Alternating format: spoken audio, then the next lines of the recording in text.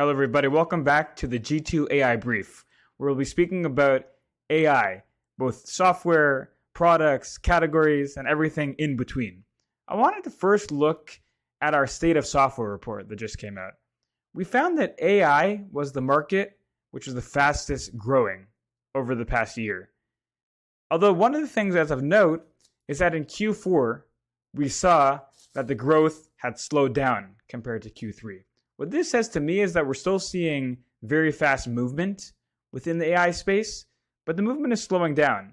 We're seeing consolidation. We're seeing perhaps more thoughtful creation of products, not just throwing things out there and seeing if they stick. It's always helpful to zoom out and zoom in different ways. We were looking at the broader high-level AI category, the AI market before. I want to zoom in on the AI chatbots category. That's things like ChatGPT. And one of the things that we see here is that the average go-live time is quite short. It can typically be set up within a couple months, if not less. And sometimes it could be very, very quickly. Getting it set up is quick.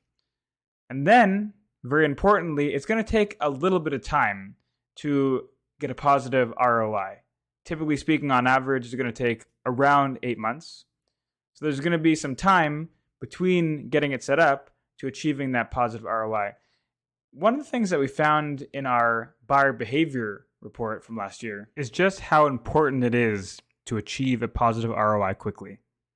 It's within the top 3 most important things for software buyers across small businesses, medium-sized companies, and enterprises to achieve a positive ROI within 6 months. We're not quite there when it comes to AI chatbots, where it takes almost 8 months to achieve positive ROI, but we're getting there. It's getting quicker and quicker to achieve these results. The other thing that's of note is that adoption is relatively high compared to other categories, but it's still not 100% or even close. It's a little over 60%.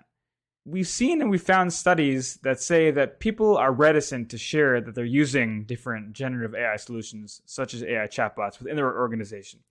And that reticence, those issues, could lead to some of these adoption challenges. Therefore, we want buyers to understand that a strategy needs to be put into place, such that users, business owners, leaders, and managers can all work together to figure out the best way the one can go live, implement the software, and achieve a positive ROI. And all these things coming together will help improve adoption. Let's zoom in again at the specific AI products, the top ones across all of our AI categories on G2, live right now at the end of May. We see Synthesia, an AI video generation platform, is on top. The other thing that's of note is Google takes home the most awards. Google across different categories is scoring the highest when it comes to G2 score, whether that's with machine learning, data science, and machine learning platforms. We're seeing them be very important.